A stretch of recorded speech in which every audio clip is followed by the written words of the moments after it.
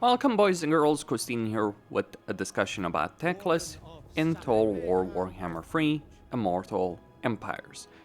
Out of the legendary lords in the game, I think Teclis has always been one of the more disappointing campaigns to have in Total War. Because he's never really worked all that well as a campaign in isolation, and it is also a case that his campaign has never really done his character justice. Because that is a critical point to bring up about Teclis. Teclis isn't just some other character. He is one of the most significant characters in the Warhammer lore. If Warhammer lore has a main character, well, it would probably be Gotrek or Felix. But out of the main cast of characters, it's gotta be Gotrek, Felix, Karl Franz, Sigmar, and, of course, Teclis. Those are some of the most important characters in the Warhammer lore. Teclis, in the lore, is a powerhouse of a mage that went toe-to-toe against Malekith, beat the crap out of him. Went toe-to-toe against Nakari, beat the crap out of him. In fact, he kind of just flicked his hand and just got rid of Nakari, simple as that. Banished Nakari back into the realms of chaos. The Teclis version that we have in Warhammer 3 and even the one in Warhammer 2 would flat out lose to Nakari in an actual stand-up fight. He's just really not that great. So what do I think Creative Assembly needs to deal with? Well, some issues are going to be problems of the High Elven race as a whole, but first we got to talk about how Teclis works as a legendary lord, because it just really isn't a good design over here. So let's take a look at lord effects, faction effects, all that. So you get Winds of Magic power reserve capacity plus 10. That is a fairly insignificant Winds of Magic benefit. He does get diplomatic relations with various order-type factions, but the problem is he's very far away from pretty much any legendary lord of those races, with the exception of Tic-Tac-Toe and Krokar. He also starts in a jungle. He does have recruit rank for lore masters, mages, and archmages, but given high elven limitations on hero recruitment, it's not really that great. Archmages, though, are pretty substantial. Oh, and he gets a recruitment cost, but not an upkeep cost for Swordmasters of Hoeth and Phoenix units. You know, one of the things that High Elves don't struggle with in their campaign is the idea of recruiting high-end units, because by the time you can recruit them, your economies should be in such a state that you have more money they can reasonably spend it on, really. And it's more about making it more efficient in a campaign. So his faction effects, not really that great. The only thing I would say is really worthwhile is the allied recruitment cost of minus 50%. Everything else is pretty meek and forgettable. But what's even sadder about Teclis, he's supposed to be this powerhouse of a mage in the lore, right? He does have a bunch of really good items for this, including the fact that he's the only High Elven legendary lord that can get an extra mage before getting a settlement to tier 4. So that's really solid. I think the items themselves are pretty good, and he does have a good way of getting access to them. So some quests balance, some quests. Okay, that does flat out work. But here's the problem.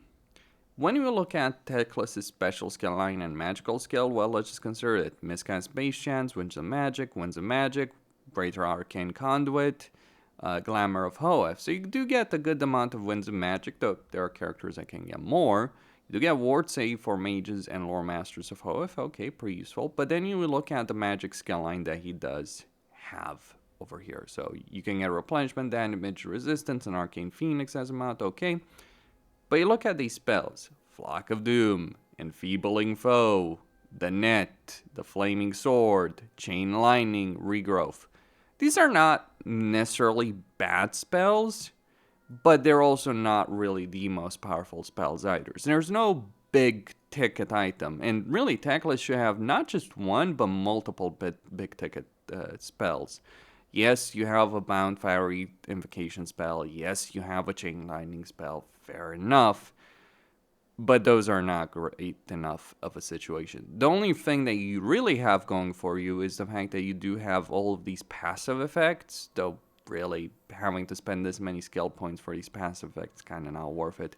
You're probably just better off if you're playing Teclis, getting all his entire special skill line, getting some of these spells to just unlock the bound Fabrification, and then focusing on blue skill line, and a couple of these, though not necessarily all of them, because not all of them are going to be worth it in a situation, especially if you're using Teclis in a certain way.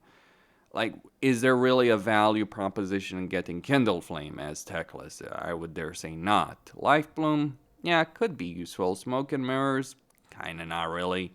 It gives you that dynamic in a situation. Like, some of these skills are flat out useless, and so Teclis, in its own right, even if we were to ignore everything else, every issue that the High Elves have as race, every issue that inherently exists because of the starting position, and every issue that exists because of a jungle focus in a campaign, Teclis still would be bottom tier of the Legendary Lords of the High Elves, and bottom tier of the Legendary Lords in the game as a whole.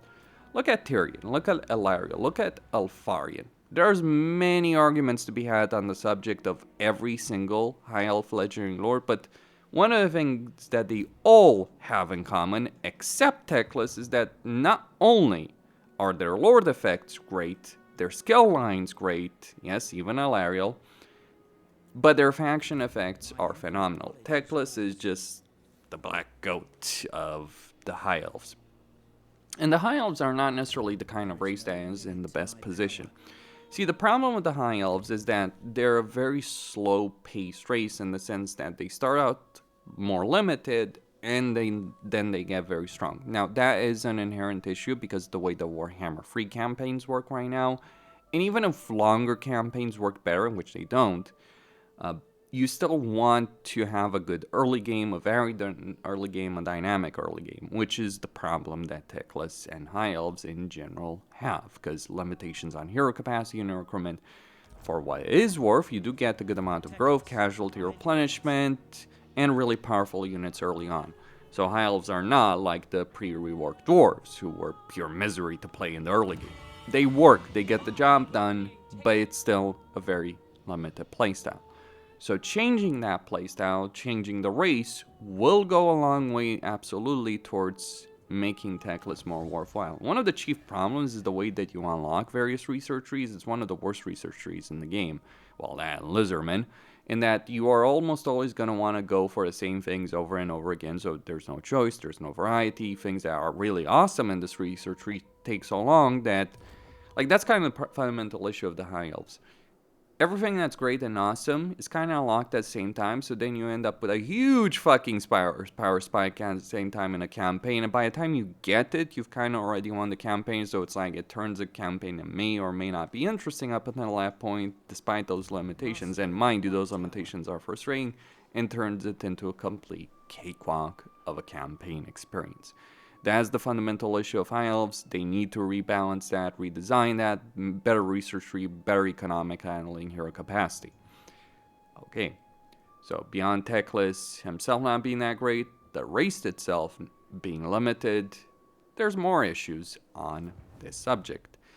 Issues like victory conditions. Now, most of these factions are going to be wiped out inherently or very easily wiped out. But then you get Kyros. Kyros is a pain in the ass to deal with for anyone that has to deal with him. He is a pain in the ass. Starting right next to him as Teclis is not great because you're going to want to invade him. You have the force to defeat so, but it's such a damn waste of time, and you're going to have to fight every battle manually. You're going to suffer significant casualties in the process. It is not going to be a fun and engaging experience dealing with Kyros, and you're pretty much just going to sell the territory to Axiatl anyway. That, by the way, the Teclis campaign experience. Fight to conquer territory to ally Axiatl. Okay. You do that, you win that situation, and after that you might as well just call in the campaign because you've won it. Like, if you defeat Kyros, GG, well played, the campaign is over. Nothing else in this campaign is worth engaging in any way, shape, or form. The faction mechanic, there's no unique campaign mechanics. The race itself is not necessarily inherently great, though it can work in certain campaigns just because of the dynamics of that campaign. But then we go into another aspect with Teclis. See, longer campaign victory condition, he does have one advantage compared to so many or virtually all other Dark Elves and High Elves, or all other Elves, is that his victory conditions are not just about beating the crap out of Dark Elves or High Elves and conquering Ulfan and Nagrand. They're actually giving him different choices in how to approach things. But those choices boil down to one thing: go to Lustria.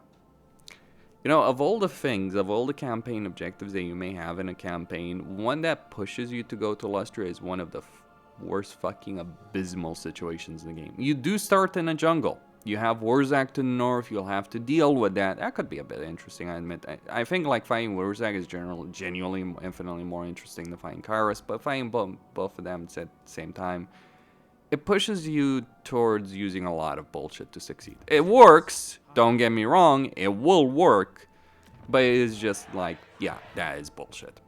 So that's worth pointing out about that kind of campaign dynamic due to the jungle. The problem with the jungle is not only do you have the slow movement speed to deal with in jungle, and so factions that have underway are significantly in a significantly better position, but it's also the fact that a lot of the terrain itself in the jungle, especially in Lustria, is broken. Like, just the design of the map is pretty bad for Lustria. Path blockers, bad pathing, settlements that get ruined, completely destroying the pathing, so on and so forth. It really makes Skulltaker's campaign pretty bad because he has to deal with that more than anyone else, but it is an inherent issue with Lustria. But here's the thing, though. Lustria aside, you also got to understand that whenever you're playing any campaign in the game, being able to confederate the other legendary lords of your race is a fun mechanic. Now, High Elves in general have a problem with this, actually, Dark Elves too. But essentially, if you want to get the confederations going, you will need to take a portion of Ulfan. Now, you have two choices in this. You can either hope that through one of your quest battles, the one at Val's example, you can get some vision and a military alliance and eventually a confederation with some high elfin faction here.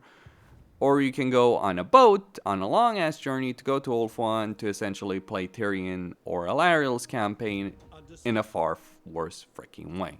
And what's the point? And it's not like you have a great situation with Ulfan either, because yes, Ulfan itself is good climate. Nagrand, however, is not. And that ends up hurting you in quite a substantial fashion when you are playing Teclis's campaign. But if you want to have that kind of variety that only comes from Confederation of Legendary Lords, then you need Ulfan. And there's also, of course, a lot of landmarks, a lot of useful things to have in Ulfan. Like, the reason High Elves and Dark Elves care so much about Ulfan is it's just a great freaking economic basket that can fuel the rest of your entire empire. There's a lot of really good stuff. That said, maybe a lot of these landmarks are complete fluff because there's a lot of tier 5 landmarks over here that, yeah, building up a province with just 2 settlements in it to tier 5 is a painstaking and annoying process, but the payoff absolutely is there. It is an investment that will pay up tenfold. Anyone who can control Ulfan and has good climate with it may be encouraged to go for Ulfan. But that's the thing, Teclis has a really bad time with it. What would I change about this campaign? Well, I think beyond race issues, jungle issues, I dare say that Teclis does need unique campaign mechanics. We've seen with Balthazar Gelt how you can balance the idea of having some really powerful mages, and certainly Gelt is nowhere near as powerful as Teclis, which is why it's hilarious that Gelt actually has a much better magical usage. Like, he's genuinely got better magical effects in himself, he can unlock more for campaign effects, and he can flat out have better mages and more mages than Teclis could ever dream of in a campaign. So, with respect to that, take a page or the entire damn book from Gelt and do that with Teclis. Or maybe in some different ways. Maybe there are ways to unlock various powerful spells that Teclis could permanently keep in his campaign, but also have a significant advantage in getting other mages as well. one of the crucial aspects I would say that Teclis does need to have, he needs to have a campaign dynamic similar to either Maneater or with respect to Arbol or something along those lines, or Axiatl, where he's teleporting around the world. He's actually one of the few people who can do that. But he goes around the world helping the Order Tide. Basically, Axiatl's mechanic is what Teclis should have as campaign mechanic, though he should have also a focus on diplomacy, diplomatic relations, getting races to work together, etc., because that is what he does in the lore. He does try and mend relations, he does try and push things forward, and he's also a giant prick. That's just worth pointing out, Teclis. If you think Teclis is the good guy of this story, I don't think you've been paying attention to all of this. But yeah, Teclis is kind of a troll as well. Not quite a troll. He just kind of helped end the world. You want to blame Manfred for end the world? Fair enough, but one of the people that played a major freaking role in all of that was actually Teclis. Though, to be clear, Teclis did try and save the world. He just fucked up numerous times because he thought he knew better. So yeah, he is a dick. Maybe his campaign style should reflect that, as opposed to a generic Lord Mage 101 that's worse than Mazdamundi. At least Mazdamundi has a powerful mount, right? Right? And he doesn't have to deal with Kyros early on. I guess those are the silver linings of Mazdamundi's campaign. And hey, you can get Lord Croak. There's no Lord Croak for Teclis. Mazdamundi is another disastrous situation. And sometimes you really wonder, how did Creative Assembly fuck up so much in Warhammer 2 with so many things, and yet, despite those fuck-ups, they release some of the best races, some of the best campaign dynamics that have ever existed in Total War. It says a lot that when you look at Skaven, when you look at Dark Elves, hell, even when you look at High Elves, the issues they have are rather insignificant compared to the issues of the Warhammer 1 races. Then you look at Lizardmen, and then you see a race that's so inherently fucking bad, they might as well be removed from the game. I know, it's just that weird mix with Warhammer 2. Anyway, that's all I had to say. Christine signing out. Don't forget to subscribe, like, and enable notifications. Stay tuned for more.